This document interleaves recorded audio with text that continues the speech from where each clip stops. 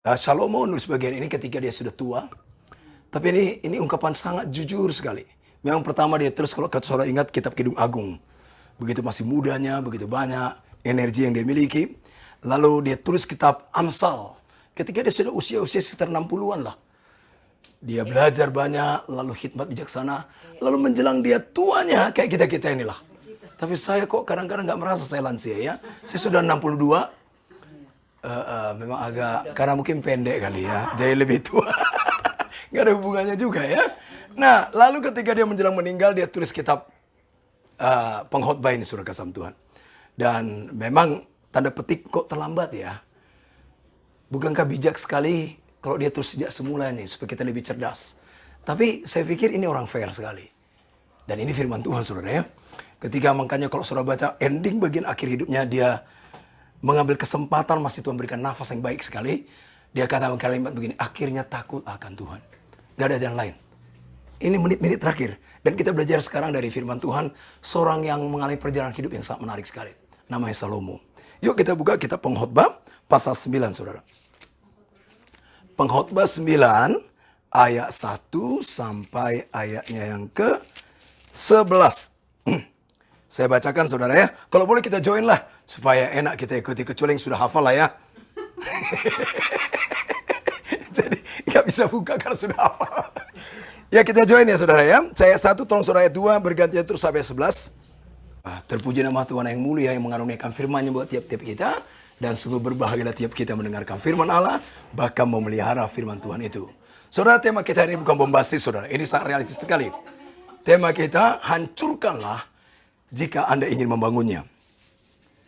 Nah, filosofi bagian firman Tuhan ini, saudara masih ingat mungkin saudara ketika Tuhan panggil yang namanya Yeremia. Yeremia dipanggil begini, engkau dipanggil untuk mencabut sebelum kau menanam, akhirnya bisa menumbuhkan. Cabut dulu. Saudara masih ingat bagaimana Kristus Tuhan ketika dia menyampaikan kebenarannya juga, filosofi ini yang dipakai, hancurkan dulu, baru Anda bisa membangunnya. Begitu juga bayangkan bagaimana Paulus kerja keras luar biasa. Bagaimana dia supaya menghancurkan Yudaism, konsep berpikir para Yudais. Hancurkan dulu, baru Anda bisa membangunnya. Atau gambaran paling sederhana, saudara, siapa di antara kita mau bangun satu rumah megah, tapi di atas bangunan lama yang penuh dengan rayap? Waduh, nekat banget ya rasanya ya. Hancurkan betul, bersihkan total. Memang nampaknya rayap itu hanya kecil saja, tapi tunggu waktunya. Dia agak beranak pinak. Saya mengalami satu cukup terkejut, saudara ya. Satu kali rumah kami direnov karena rayap, saudara. Ini peristiwa sudah 8 tahun yang lalu. Rayap bersihkan, memang kelihatannya tukang petugasnya itu baik-baik sekali mengerjakannya. Lalu diganti memang baja ya. Tapi rupanya saya punya satu kamar perpustakaan pribadi itu 5x7. Ya agak besar karena bukunya banyak. Rupanya ada yang jatuh sudah di ruangan itu. Dan memang saya lihat kasat mata tuh bersih-bersih aja. Dan satu kali tugas saya pelayanan ke Afrika. Cukup lama saya pergi. Pulang-pulang saya nggak teliti sekali mengorek, memperhatikan itu saudara. Lalu nggak lama kemudian, nggak sampai 8 bulan. Waduh. Kok nggak salah sekitar 200-an buku habis ya. Padahal buku-buku teologi kan mahal banget ya. Buku teologi itu mahal sekali saudara. Bukan komik ya. Ya saudara, waduh kenapa? Dibiarkan ada rayap kecil saudara. Fatal sekali. Saudara kasih tahu, coba perhatikan bagian firman Tuhan hari ini. Ini sekali lagi bukan bombastis, bukan ngada-ngada. Apalagi nakut-nakutin. Tuh apa nakut-nakutin saudara.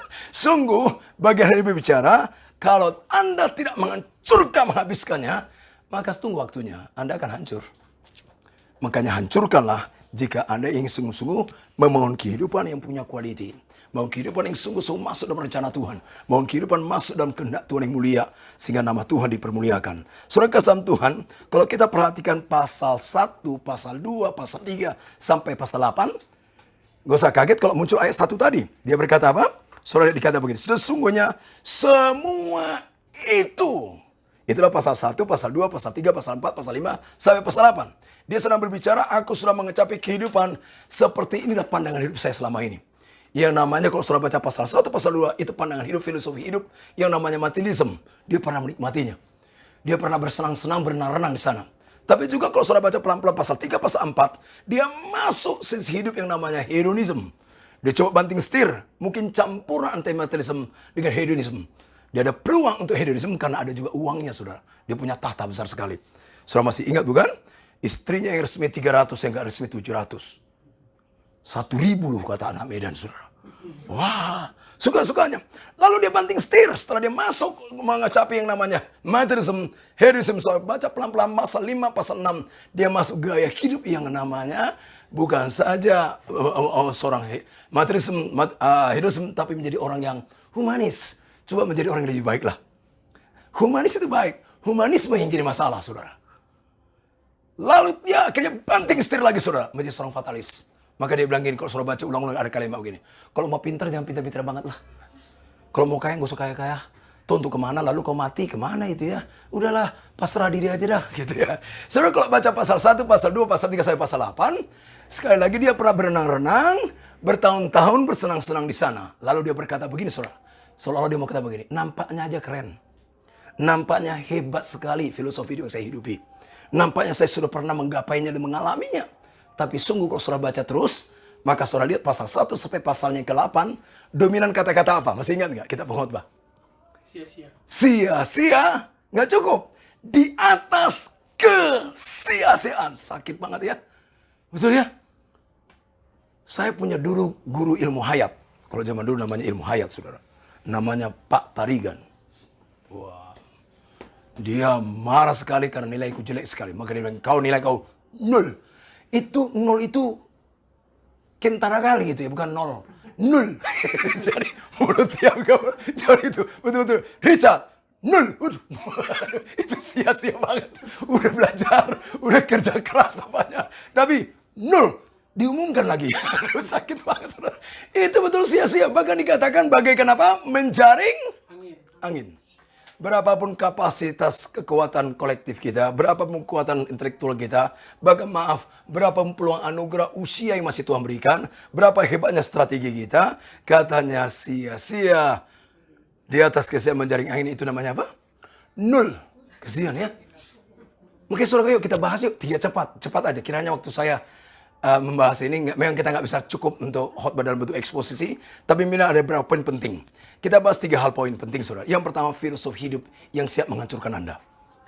Mungkin dia nggak ruang luas yang besar, mungkin dia ruang kecil, mungkin dia hanya rakyat kecil saja. Pastikan dia tuntas, betul-betul clear. Yang kedua, kata firman Tuhan bahwa pandangan Alkitab yang mulia tentang hidup. Nanti kita lihat ayat 1, ayat 2, ayat 3 dikatakan, wah keren banget ya. Walaupun tadi ada disinggung oleh Pak Hendrik, saudara. Sebetulnya lebih cocok beliau pengkhotbah, saudara.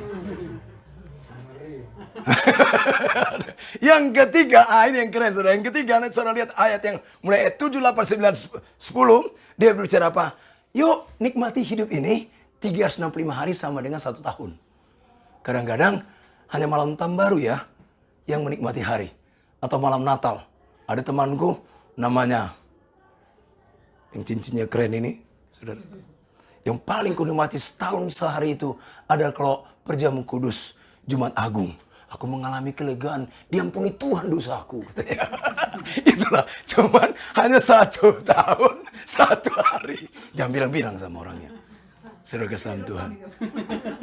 Apa itu? Bayar.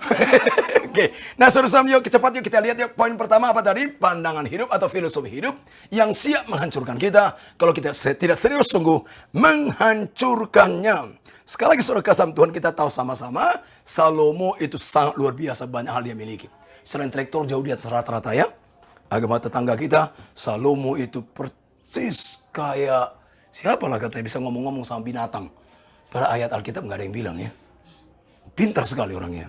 Salomo punya secara finansial hebat sekali, tetapi dia katakan bahwa itu semua sia-sia. Ada 4 hal kita bahas bahwa filosofi hidup yang siap menghancurkan kita. Dengan cepat saja, poin pertama, itu filosofi materialisme. Apa sih namanya materialisme? Orang katakan, itu matre Pak, matre. Tapi coba kita tangkap intinya sebentar. Namanya materialisme adalah demikian secara intinya, saudara. Harta benda sanggup memberikan saya rasa puas, rasa aman, dan memberikan nilai tersendiri buat saya. Maka kita kenal istilah begini. Itu orang di kampung gua dulu di Brastagi. Belum jadi orang. Sekarang. Dulu apa dia sih? Karena memang nampaknya kita tahu maksudnya itu ya. Karena finansialnya sudah makin membaik, keuangannya makin baik. Holyfield, ketika hebat-hebatnya dia, waktu sebelum dia akhirnya kalah lewat Mike Tyson, lalu dia menang lagi, saudara. Tapi dia pernah berkata begitu populernya dia waktu itu, dia berkata begini, uang nampaknya mengurangi stres sesaat. Tapi uang terus memperdak saya. Akhirnya saya capek sekali. Saudara kasih Tuhan kalau bicara tentang materialisme, dia berkata begini, yuk kejar lagi, tambahkan lagi, supaya nilaimu lebih naik lagi. Harkatmu lebih naik lagi. Rasa amanmu naik lagi. Itu namanya materialisme. Gue saya heran satu kali saya melihat ada satu mobil mewah di satu negara. Memang saya nggak pintar bahasa Spanyol. Saya bahasa Spanyol hanya 3 aja. Señorita, señora, Zorro.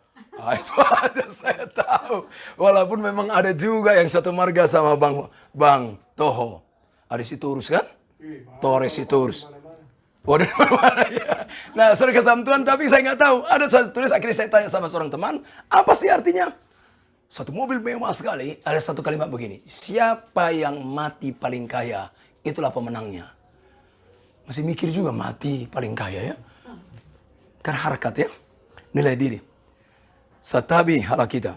Kadang-kadang memang di kuburan orang Batak, ketika matinya jauh lebih mewah daripada hidupnya ya.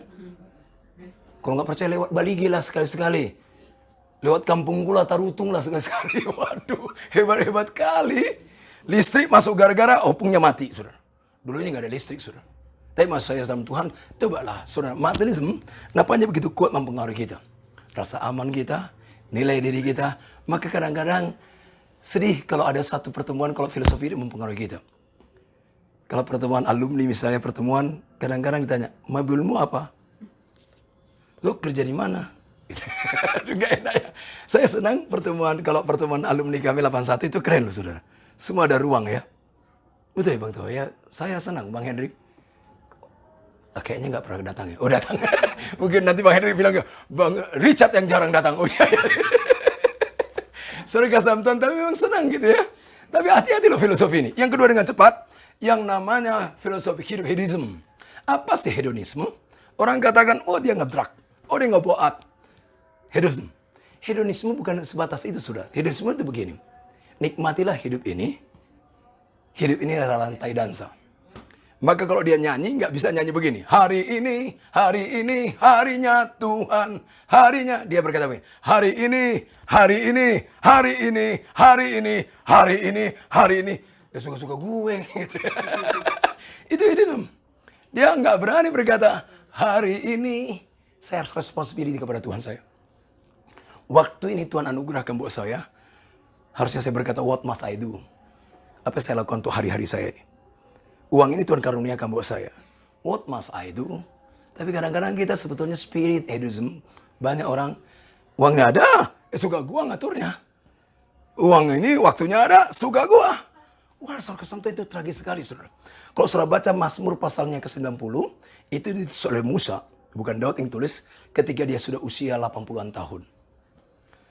Kalau saudara baca firman Tuhan ayat 1, ayat 2, ayat 3, katakan hidup ini seperti rumput. Sebentar nampaknya ada, sebentar lenyap. Cepat sekali. Padahal dia sudah 80. Usia manusia kalau kuat dia 70 tahun. Usia manusia 70 tahun kalau dia kuat 80 tahun. Tetapi berlalu buru-buru cepat sekali saudara. Cepat sekali saudara. Maka dia berkata, Tuhan ajar kami menghitung hari-hari kami supaya kami berhati yang bijaksana. Nggak mau dia menjadi seorang hedonisme. Suka-sukanya, suka-suka uang gua, harta gua, mata gua. Ya suka-suka dong. Suka-suka gitu ya. Ya saudara, nggak bisa. Yang ketiga, hancurkanlah. Kalau nggak dia akan menghancurkan saudara saya. Yang ketiga filosofi hidup apa? Filosofi hidup yang namanya humanisme. Kita harus menjadi orang humanis dong saudara ya. Tapi nggak boleh jadi seorang humanisme. Apa sih di balik humanisme? Seorang humanisme, definisi sederhana saudara. Humanisme itu berarti demikian gambarannya. Kemanusiaan itu sangat agung. Junjunglah dia, lindungi dia. Jangan seorang pun biarkan merendahkan kamu. Makanya orang humanisme nggak ada kata apa? Dengan secara jujur berkata begini. Maafkan saya salah. Susah. Dia mungkin bilang gini, aku salah, tapi kamu juga. Sah-sah saja Gus Dur seorang humanis ya. Sah-sah saja. Saya masih ingat waktu dialog sama orang DPR MPR. Betul saya salah. Tapi mereka juga salah. Betul mereka ada benarnya. Aku juga benar. Lalu yang salah yang mana? Susah ya. Maafkan saya, kadang-kadang di dalam rumah tangga seringkali terjadi. Begitu. Betul mah, aku salah, tapi kau yang mancing-mancing. Tahu nggak kita, kalau yang namanya mancing-mancing dan mancing berhasil, yang tolol yang mana? Yang kepancing lah. Masa iya, kalau ada orang mancing, lalu ikan kepancing, lalu ikannya bilang gini, gua pintar. Orang riwayatmu sudah dipanggangan sebentar lagi kok. Halo, tapi maksud saya seringkali kita nggak. Ya saudara nggak usah pikirkan kesalahan orang lain. Tapi lihatlah, memang kita ada ruang salahnya. Aku aja kesalahan yang itu. Gua sih salah, tapi loh. Betul gua tadi, tapi dia yang mulai. Waduh, manis. Susah dia berkata apa? Memang saya kalah. Memang saya salah. Saudara kesam Tuhan, apa ini Alkitabiah? Tidak sekali. Kata Tuhan apa? Barang siapa mempertahankan nyawanya, barang siapa mempertahankan akunya, dia justru kehilangannya. Justru barang siapa kehilangan, melepaskannya, dia justru hati-hati, benih-benih humanisme, saudara. Sebelum dia minta maaf sama saya, aku nggak lihat mukanya. Ngeri juga ya. Coba bayangkan Tuhan Yesus begitu sama kita ya. Sebelum ku minta maaf sungguh-sungguh si Richard Huta Barat ini, nggak kulihat mukanya, neraka laku alamatnya. Tapi di Golgota dia berkata, Bapak ampuni mereka. Termasuk Richard loh. Iya ya, atau saudara enggak ya? Iyalah saudara ya. Saudara kesam Tuhan, yang keempat fatalism. Apa sih fatalism saudara? Dia berkata begini, seorang fatalism. Permainan sudah selesai. Semua sudah diatur. Udahlah, terimalah apa adanya. Apakah ini Kristenan? Ada orang punya bahasa begini. Ngalir aja. Lu ngalir kemana mas? Ngalir aja, terserah aja. Jangan-jangan di balik itu fatalism. Saudara, bayangkan saya ini orangnya kasar dulu. Enggak ya? Saya baik dulu ya Pak. Dari dulu baik ya. Maklum nerakanya saya, saudara. Saya galak, kasar, egois. Nggak tahu diri. Udah pendek, sombong. Itu kan lucu ya. Kalau tinggi kayak Pak, boleh lah. Ini udah pendek, sombong, saudara. Nggak padan. Kan otak orang-orang pendek itu bagus. Otak sama hati dekat. Harusnya nggak bisa dia sombong, saudara. Tapi rupanya karena sombong, akhirnya otak sama hati nggak nyambung. Maaf. Tapi saudara kesalahan Tuhan. Wah. Saudara saya pernah udah melayani Tuhan. Tahun 84, saudara. Saya itu waktu itu ingat sekali, saudara. Saya tahun 84 khotbah di Bogor, di IPB. Itu habis seminar dan khotbah. Pagi di seminar, malamnya saya khotbah. Pulang saya ditabrak tukang becak. Saya tunjuk tukang becaknya. Habis bukan Mercy yang nabrak sih. Kemana harga diri gue? Oh iya. Iya. Tapi tunggu dulu kalau Mercy yang ngerem mah. Tapi oke. Ini cerita dulu lah. Sabar Bu. Mau gantian khotbah nih. Oke. Nah coba perhatikan saudara ya. Lalu saya begitu kasar. Tapi ada teman coba menghibur saya begini. Lu kan Batak. Latar belakang lu juga main kasar. Udahlah terima. Aduh. Itu fatalis saudara. Paulus pernah berkata apa? Seorang pemberang, seorang ganas ini berkata begini. Not I, but Christ. Bukan aku tapi Kristus. Bisa kok. Bisa. Yohanes Pembaptis berkata apa? Biarlah aku berkurang-kurang. Tapi Tuhan semakin bisa. Jangan fatalis. Udah gini nasib kita, udah gini gaya kita, udah gini Batak kita. Mobil. Ya soal rahang sudahlah terimalah. Tapi soal karakter enggak lah. Ini rahang sudah begini track marknya. Mau gimana saudara? Sekarang udah bisa bang operasi rahang. Enggak mahal ini. Nanti enggak ketahuan aku Batak. Anugerah Tuhan lahir jadi orang Batak. Memang sudah gitu. Dalam kasih karunia Tuhan ya. Ya, oke. Saudara kesam Tuhan, coba perhatikan kembali. 4 filosofi hidup ini, saudara, mungkin kadang-kadang kita nggak menyadarinya.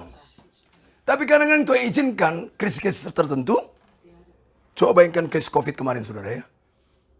Ya mungkin pegawai negeri sih, apalagi pensiun juga datang juga sih uangnya. Tapi coba bayangkan kayak Pak Mas Arno, saudara. Susah ya. Tapi kadang-kadang rasa aman kita di duit kan. Nampaknya bagus tadi istilah Pak Henry bahwa nggak ada uang juga ada apapun ya tupak jalan terus ya ada aja saudara. Wah saudara. Walaupun bisa juga tupaknya ditukar dulu kan jadi berapa yang penting kan dalam amplop. Yang penting udah serahkan selamat ya. Tapi sesuai kemampuan lah. sesuai kemampuan. Tupak namanya juga istilahnya kan. Iya. Nah saudara coba perhatikan itu yang pertama saudara. Hati-hati janjian ada benihnya. Nilai kita, rasa aman kita. Yang kedua tadi apa? Hedonism. Suka-sukanya. Kita responsibility kepada Tuhan. Responsibility kepada jiwa-jiwa terhilang. Gak peduli kadang-kadang ya. Yang ketiga saudara. Coba lihat. Yang ketiga namanya apa tadi? Humanism. Yang keempat apa? Fatalism. Yuk kita sekarang masuk poin kedua saudara. Pandangan hidup Alkitabiah yang sungguh bermanfaat. Saya minta tolong kita tangkap kebenaran ini saudara. Saya banyak belajar, memang bagian firman Tuhan ini saya baru, Tuhan bicara begitu kuat tahun 87.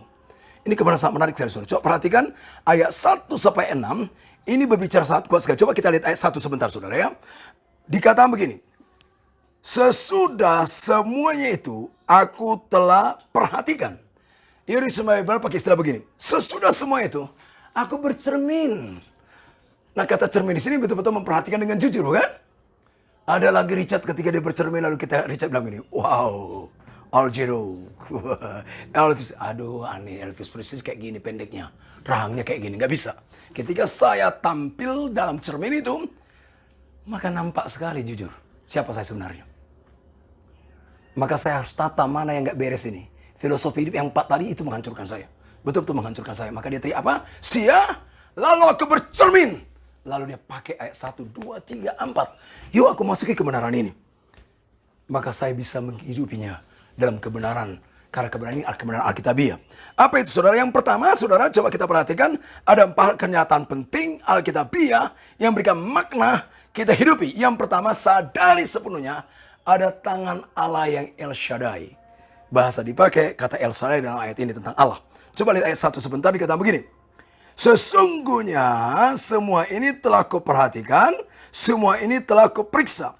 Yakni bahwa orang-orang benar dan orang-orang yang berkhidmat. Waduh, mata saya ini. Dan perbuatan-perbuatan mereka, baik kasih maupun kebencian, ada di tangan Allah. Manusia tidak mengetahui apapun yang dihadapinya. Yang pertama dikatakan begini, sadarilah sepenuhnya. Ada tangan Allah. Tangan Allah yang apa? Yang El Shaddai. Saudara kalau buka-buka buku-buku teologi yang sangat hebat, maka saudara akan ketemu namanya Shaver. Kalau istilah Pak Stephen Tong, itu bapak gua banget. Wah, penulis yang hebat bukan saja orangnya bright secara intelektual, tetapi seorang yang spiritualnya, rohaninya bagus sekali. Shaver tulis kalimat begini, saudara kasih Tuhan. Bagus sekali kalimatnya begini. Allah ada di sana. Dia tetap hadir di sana. Dan ia tidak pernah tinggal diam. Wah, sersan Tuhan. Kalau saudara baca firman Tuhan tadi dalam ayat 1. Apa yang dimaksudkan dalam ayat ini? Kenapa dia berkata ada tangan Allah? Ada 2 sudut sifat-sifat dikatakan tadi. Satu sifat yang begitu mulia namanya kasih. Satu sifat yang jauh sekali menyakitkan sekali namanya kebencian. Ada gambaran di dalam ayat sana tadi, gambaran orang yang begitu bright, pintar, hebat, berpengetahuan. Ada yang nampaknya secara talent, memang kemampuan kapasitas intelektualnya sangat sederhana. Tapi kata dia, ada tangan Allah di sana. Engkau yang punya superior dalam karakter mungkin, yuk tetap ada dalam tangan Allah, serahkan diri. Jangan kamu begitu overconfidence, terlalu percaya diri, pasti sesuatu kau akan terpuruk. Tetapi ketika engkau ada nilai-nilai dalam hal yang begitu inferior, kebencian lah namanya, secara intelektual nampaknya sangat sederhana. Jangan kecil hati, ada tangan Allah di sana. Kadang-kadang kita karena merasa superior, kita begitu pede menghadapi hari-hari. Kadang-kadang kita merasa begitu inferior, maka kita menarik diri untuk ambil bagian, untuk terlibat, untuk terus melangkah dalam kepastian bersama Tuhan. Kata Tuhan, hey, jangan gitu dong. Bahkan kalau saudara baca terus sampai ke bawah, dikatakan ada hal yang paling menyakitkan, bisa jadi kegagalan, kejatuhan. Hey, ada tangan Allah di sana. Ia siap mengangkat kamu lagi. Ia bisa menopang kamu lagi. Kadang-kadang bisa saja kita langsung ngejudge diri kita. Atau kita ngejudge orang lain. Atau orang-orang ngejudge kita, akhirnya kita terus, iya aku lemah sekali, aduh aku terbatas sekali, aku tidak pantas sekali. Saudara, saudara nggak punya hak menghakimi diri saudara. Atau orang lain. Ada tangan Allah. Kadang-kadang mudah sekali ada orang berkata begini, ini orang udah gak punya masa depan nih. Ada tangan Allah sahabat, oke? Kurang pas ya. Ngomong-ngomong kita punya dulu teman baik, dulu aktif. Namanya Tommy Aoi. Di Bali. Tapi kita kaget juga waktu kita masukkan di grup Natal ya. Dia marah sekali. Langsung keluar. Baru di langsung keluar. Iya, padahal dia nggak suka kelompok agama-agama. Tapi nggak usah hakimi lah. Ada tangan Allah kok. Ya nggak usah lah. Ya memang waktu itu jadi agak shock juga ya. Tapi nggak usah lah. Siapapun dia. Saudara juga, bahkan Paulus sendiri berkata begini, aku nggak punya hak menghakimi orang lain. Dan aku juga nggak kasih kesempatan orang lain menghakimi saya. Juga diri saya. Halo? Jadi kita ini sangat bersuka cita harusnya. Begitu excited saudara. Karena ada tangan Allah saudara. Saudara kalau ada yang ingat Ibrani pasal 13 ayatnya kelima. Aku sekali-kali tidak meninggalkan engkau. Aku sekali-kali itu bicara kata sekali-sekali pernah karena ulang-ulang. Itu bukan saja bicara ruang. Tapi bicara waktunya. Yang paling mendesak. Yang sudah katanya sudah deadline-nya. Allah ada di sana. Masih ada harapan besar saudara. Karena ada apa? Berapa banyak orang bangun tidur saya sudah begini. Mau tidur malam-malam. Seolah-olah sudah habislah. Ada tangan Allah sahabat. Oke? Ada tangan Allah. Dia bukan saja daya ciptanya sangat hebat dan tidak pernah berubah. Tapi dia betul-betul kata creation. Itu bukan daya cipta yang hebat. Tapi kreatif sekali. Terlalu banyak caranya. Yang kedua saudara Tuhan. Yaitu kebenaran Alkitabiah. Yang pertama ada tangan Allah. Yang kedua kepastian. Ini perhatikan mungkin gak enak dengar kali ini. Kepastian kematian. Kata ayat ini banyak orang gak setuju ayat ini. Padahal ini firman Allah saudara. Tapi gak setuju. Dikatakan coba lihat ayatnya kedua. Segala sesuatu sama baik sekalian. Nasib orang sama. Baik orang benar maupun orang yang fasik. Orang yang baik maupun orang-orang jahat. Orang yang tahir maupun orang yang najis. Orang yang mempersembahkan korban maupun orang yang tidak mempersembahkan korban. Sebagaimana orang baik. Begitu juga orang yang berdosa. Sebagaimana orang yang bersumpah. Kata sumpah di begini pakai istilah King James Version kata komitmen. Orang yang komitmen sama Tuhan. Atau yang tidak punya komitmen. Apa katanya? Baik orang yang takut akan untuk bersumpah. Inilah celaka dalam segala sesuatu. Yang terjadi di bawah matahari. Nasib semua orang sama. Banyak orang nggak bisa. Masa sama? Nggak ngerti sih. Maksudnya ini siapapun dia. Baik itu sehat, baik nggak sehat, baik itu pintar atau tidak, baik itu orang rohani atau tidak rohani, baik orangnya sungguh-sungguh takut Tuhan atau tidak, baik orang yang punya komitmen atau tidak, pasti mati. Nasib orang sama pasti mati. Memang kadang-kadang ada orang Kristen menghibur yang lain. Kenapa dia cepat meninggal? Karena Tuhan terlalu sayang sama dia. Mungkin cepat-cepat meninggal. Kenapa ada orang nggak mati-mati? Memang sudah jadwalnya Tuhan, selesai. Saya cukup sedih ketika COVID awal-awal saudara ya. Satu anak rohani saya alumni IPB. Dia ngajar juga di UI. Saudara namanya Fuchsie. Waktu mau berangkat pelayan ke Belanda, dia telepon saya, "Bang, doakan ya bang ya pelayan saya." Iya. Lalu dia pulang saudara setelah 3 minggu pelayan di Belanda. Juga ke Belgia, beberapa negara tetangga Belanda. Lalu dia pulang ke rumah, dia bilang, "Bang, aku udah tiba, sehat bang, sehat ya. Coba kamu cek." Karena waktu itu lagi awal-awal saudara. Sehat kok bang. Memang orang tegap saudara. Masih umur 54 ya. Tegap.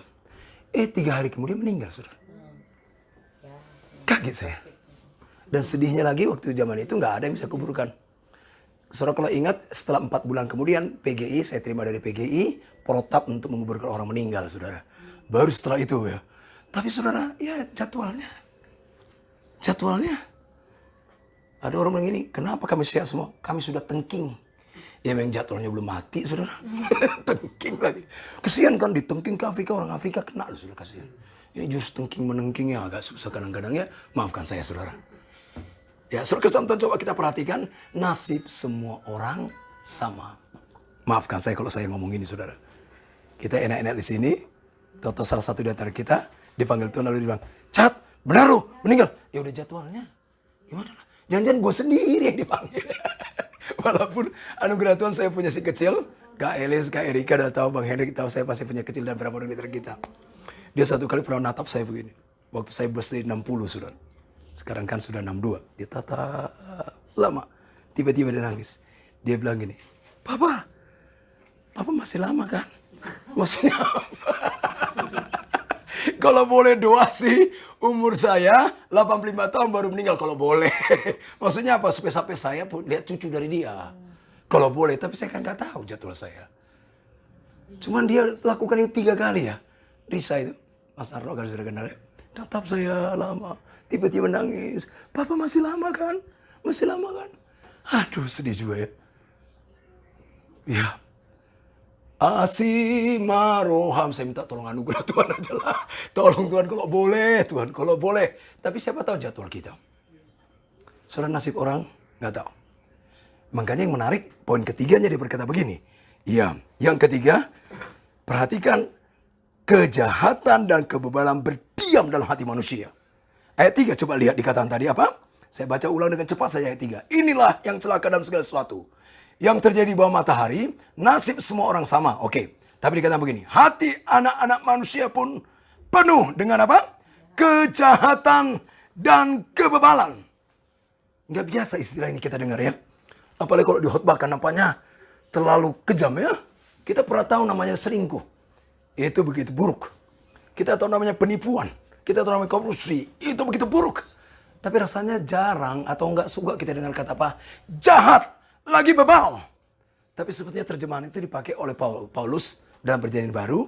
Dipakai istilah apa? Keinginan dan itu memang seumur hidup ada pada diri kita loh. Mungkin tadinya begitu dominan, begitu kuat. Lama-lama dia dilumpuhkan. Tapi tetap ada di sana sampai kita mati. Kedagingan kita. Makanya nggak usah heran. Itu pendeta. Umur 82 tahun. Memperkosa jemaatnya. Udah pensiun padahal. 82. Kina daging masih ada. Saudara. Halo? Enggak ya? Seumur hidupmu. Makanya ada seorang sekjen PBB dari Belanda. Namanya Hasselbalch. Maaf kalau lidah saya nggak tepat. Dia berkata begini. Hati-hati sifat kebinatangan pada diri kita. Kalau saudara biarkan, dia akan betul-betul jadi binatang. Saudara lihat nggak? Suatu kali ada orang Kristen berkelahi. Pasangan hidupnya. Apa kau? Kau apa? Kau? Coba tuh, sifat apa itu ya? Mungkin istilah dipakai Paulus, jangan saling cakar, jangan saling, itu sifat apa ya? Supaya agak sopan, kucing gitu kali ya. Nggak enak kalau kita bilang anjing. Anjing kan kurang sopan ya, padahal sama-sama binatang. Sering betul. Apa kau? Kau juga? Kau ya? Aduh. Bahkan coba lihat, saya mau tanya sebentar, maaf kalimat ini mungkin agak kasar, saudara. Film Blue, ada namanya sodomi dan sebagainya. Kalau dalam bahasa sebetulnya bahasa teologi ya, bahasa Alkitab, itu banyak dibahas tentang masalah hubungan intim dari mulai 1 Korintus 3, 1 Korintus 4 sampai 1 Korintus 6. Kata yang dipakai saudara, itu hubungan intim itu proskolao. Saling memandang. Hanya binatang yang bukan proskolao. Ada orang Kristen itu variasi. Maka saya mau tanya saudara, kadang-kadang saya bingung ya, kenapa orang mau nonton film Blue? Apa kira-kira monyet yang beli? Anjing yang beli? Manusia yang berhati?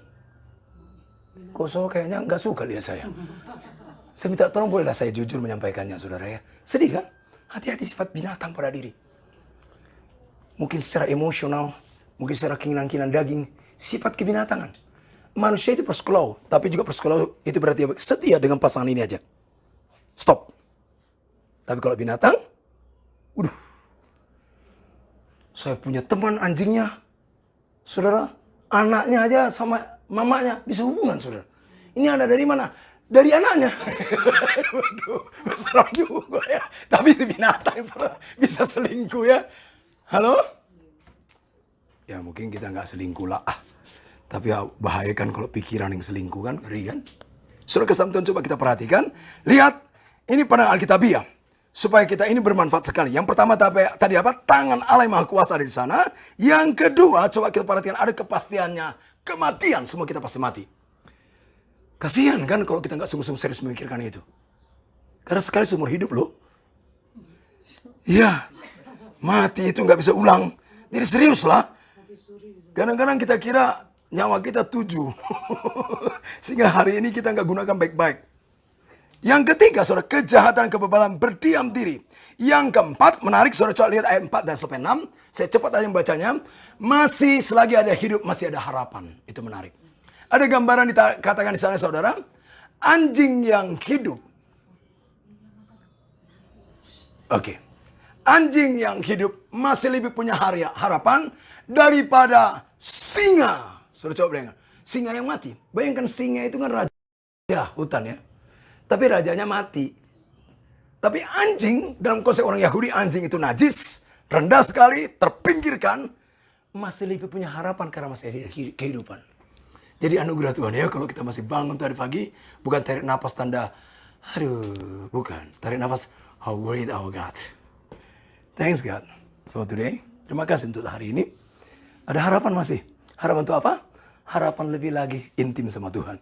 Lebih lagi dekat sama Tuhan. Lebih lagi untuk menjadi firman Allah. Lebih lagi merenungkan firman Allah. Lebih lagi mentaati kebenaran firman Allah. Ada harapan besar loh.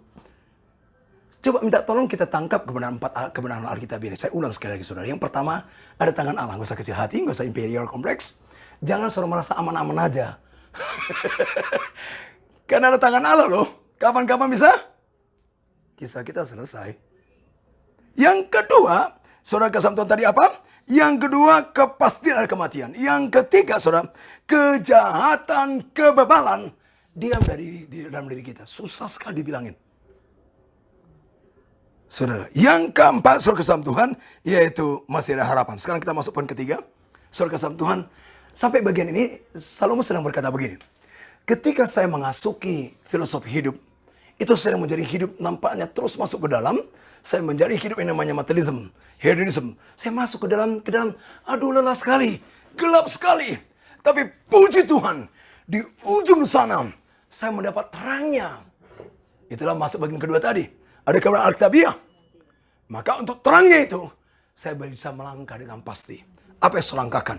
Supaya langkah-langkah saya menjadi hari-hari saya, sungguh makna. Itu masuk bagian ketiga kita. Nikmati Anda dapat dan saya bisa nikmati 365 hari sama dengan 1 tahun. Saya kasih contoh begini saudara ya. Berapa banyak di antara kita, kalau kita lihat sepanjang dari mulai tanggal 1 Januari sampai sekarang tanggal 17 ya, September. Berapa banyak kita menatapnya lalu kita melihat berkata begini. Wow, keajaiban kasih karunia. Andaikan saya pulang lagi tanggal 1 itu, hal yang sama saya lakukan. Saya sungguh puas. Atau berapa banyak kita, aduh Tuhan, kalau pulang, aduh kalau ada penghapus, ku hapus lah yang inilah, yang itulah. Capek sekali rasanya. Saudara kasih Tuhan ngerti maksud saya? Bagaimana kita nikmati 365 hari sama dengan betul-betul 1 tahun? Yuk saudara dengan poin-poin penting, mari kita lihat. Poin pertama, ini nasihat besar, nasihat penting sekali. Coba lihat, saudara lihat tadi, kata ini pakai, marilah. Saudara lihat ayat 6, ayat 7, kata ini pakai, mari, ajakan untuk meninggalkan yang pandangan-pandangan filosofi hidup yang lama. Tangkap kebenaran Alkitabiah tadi, lalu betul-betul masuki langkah-langkah praktis. Supaya 365 hari, sama dengan 1 tahun kita lakukan, ada 3 cara. Pertama, saudara lihat ayat 7. Saya baca sebentar, dimulai kata apa tadi? Mari, katanya apa? Makanlah lupismu. Oh, bukan lupis. Makanlah rotimu dengan sukaria dan minumlah anggurmu, apa katanya? Dengan hati yang senang, karena Allah sudah lama berkenan akan perbuatanmu. Apa sih maksud ayat ini? Poin pertama bicara apa? Saudara yang kekasih Tuhan, yuk nikmatilah apa yang Tuhan karuniakan pada dirimu dan bersyukurlah. Saya pernah komplain akan hidup saya, kenapa gue pendek? Dan saya di lingkungan orang-orang Betawi, orang-orang yang sering kali saya keluar, dibilang Batak, Batak, Batak. Saya komplain, kenapa gue Batak? Dan dulu miskin lagi hidupnya. Kenapa? Kesel banget saudara. Saudara kasih Tuhan, berapa banyak kita nggak bisa menikmati Ini kebenaran kasih karunia Tuhan anugerahkan buat kita. Dan ini destiny Tuhan loh saya begini saudara. Bukan pilihan mama bapak saya. Bukan hebatnya bapak tua saya atau opung saya. Tapi dalam anugerah Tuhan, kata firman Tuhan Efesus 1 ayatnya ketiga keempat, sebelum dunia dijadikan dia sudah pilih saya. Termasuk fisik saya. Termasuk kemudian nggak ada yang salah. Ini bukan gara eksperimen saudara. Nikmati yuk talent saudara. Nikmati yuk. Kecuali memang karena kesalahan kita begitu. Minta ampun judulnya. Lalu belajar terus bersyukur. Bersyukurlah. Saya punya papa dulu sangat-sangat kerja keras luar biasa. Dan seringkali kami susah makan yang punya kualitas gizi, dia merasa terdakwa sekali. Dia merasa salah sekali. Dan 2 kali dia coba berusaha bunuh diri, saudara.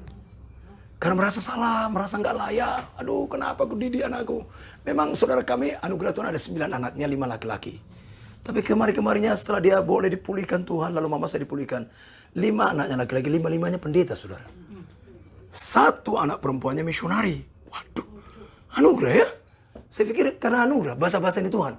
Maka lagu wajib kami nggak bisa enggak. Aso hasiroham, aso godang basam, tu dia. Wah, Bang Henry nggak tahu lagunya. Oh tahu. Maulia tema di ho debata alabasam. Semua karena anugerah. Ya, suruh ke Samton, yuk belajar nikmati yuk. Boleh nggak saya tanya sebentar secara aplikatif, saudara? Bisa nggak saudara betul-betul menatap istri saudara nanti di rumah? Tatap dia berkata begini, thanks God. Pribadi yang luar biasa Tuhan anugerahkan buat saya.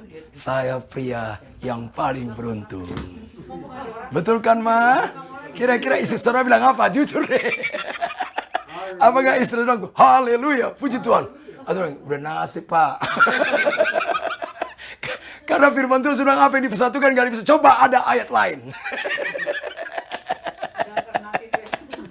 Ada orang kenapa gak mau pisah sama pasangan hidupnya.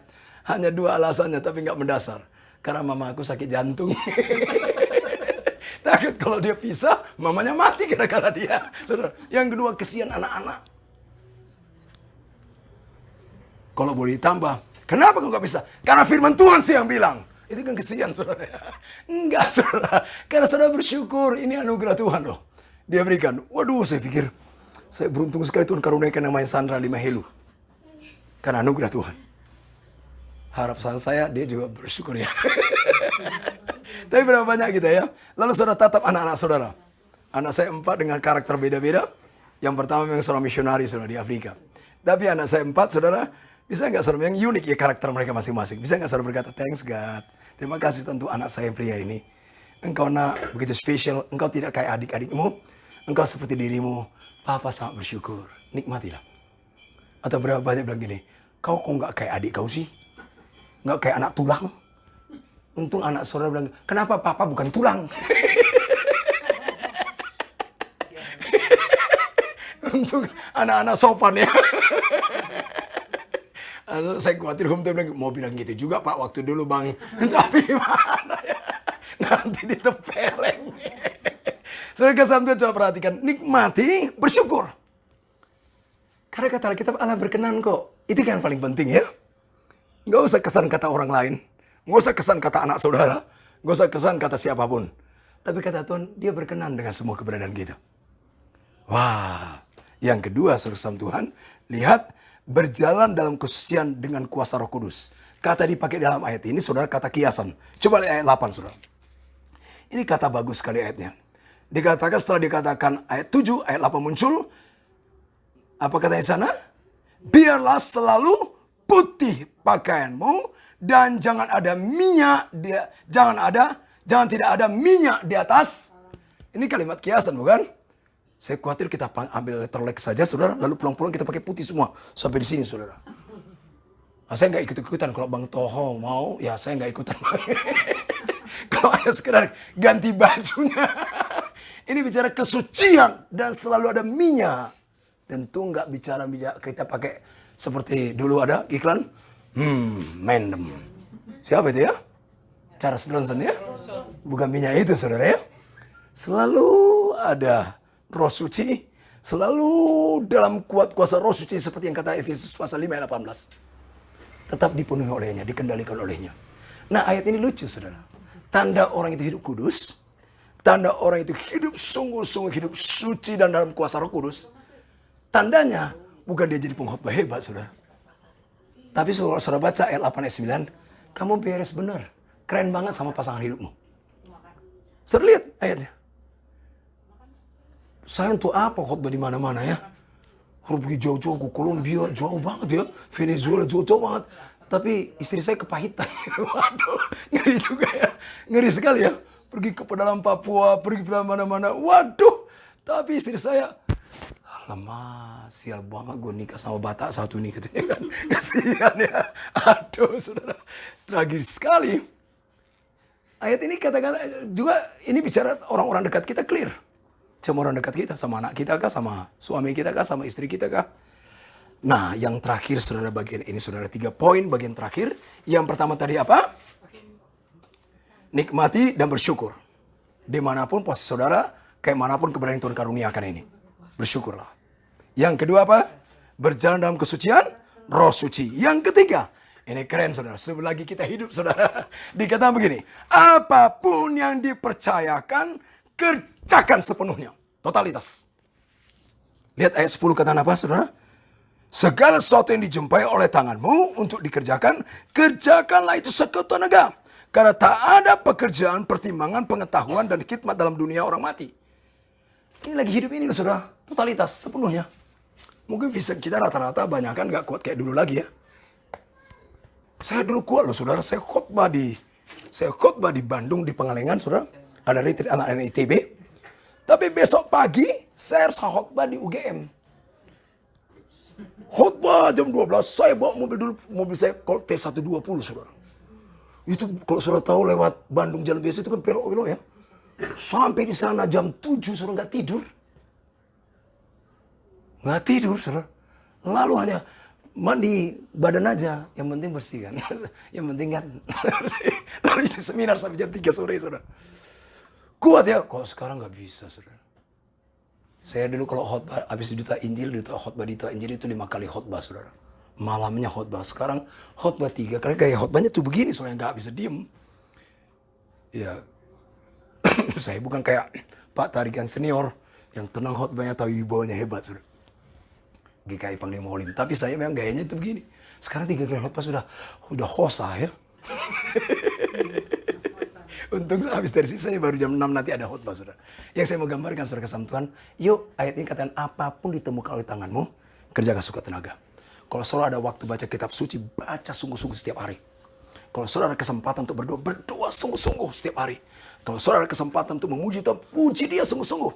Dan kalau ada kesempatan saudara melayani totalitas sungguh-sungguh. Kalau saudara masih ada kesempatan merawat anak sungguh-sungguh. Kalau saudara menjadi suami yang sungguh-sungguh sama istri saudara. Kalau saudara menjadi istri yang tunduk, respect sama suami saudara, sungguh-sungguh. Nggak ada kepura-puraan. Sungguh-sungguh. Nanti hari ini akan pergi saudara dengan cepat. Kapan saja. Besok saya khotbah, kebetulan khotbahnya khotbah eksposisi kitab Wahyu. Pas giliran kitab Wahyu pasalnya yang ketiga. Pasal keempat saudara. Pasal 4 banyak kali mengekspos dia akan datang. Itu sebanyak 24 kali saudara. Serius banget, dia cepat sekali datang.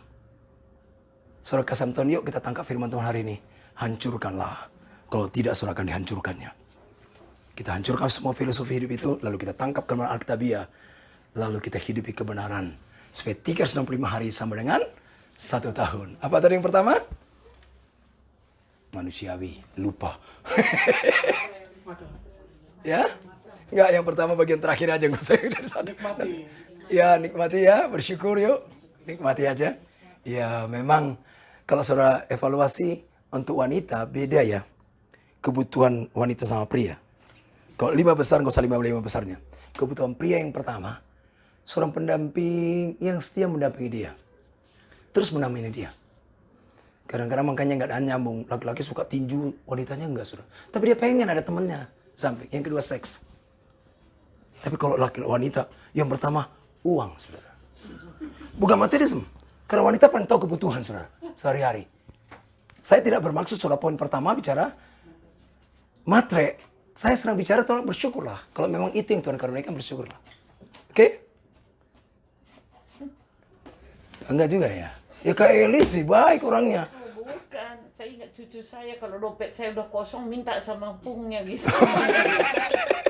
Kalau nggak kasih bilang Ocha ya katanya gitu. Kalau Ya. kosong. Yang kedua apa tadi, saudara? Selalu putih. Yuk jangan kompromi sama dosa bentuk apapun itu. Gak usah trik-intrik, apalagi sama pasangan hidup. Intrik-intrik apa? Tulus, murni, gak usah kompromi. Bahkan ada urapan Roh Kudus. Yang terakhir apa? Sekuat tenaga. Yuk kita berdoa saudara. Bapa, terima kasih untuk sabda firman-Mu yang sudah kami dengar. Hamba terlalu terbatas untuk menyampaikannya. Tapi kami sangat percaya Roh Kudus yang hadir. Mohon berbicara lebih lanjut. Dan tolong kami respect kepada sabda Tuhan. Hati kami lembut dan tunduk sepenuh. Dan tolonglah ubahkan kami lebih lagi. Supaya kami padan kepada maunya Tuhan. Tuhan materaikanlah firman-Mu itu. Dan Engkau dipermuliakan. Dalam nama Tuhan Yesus. Amin. Thank you.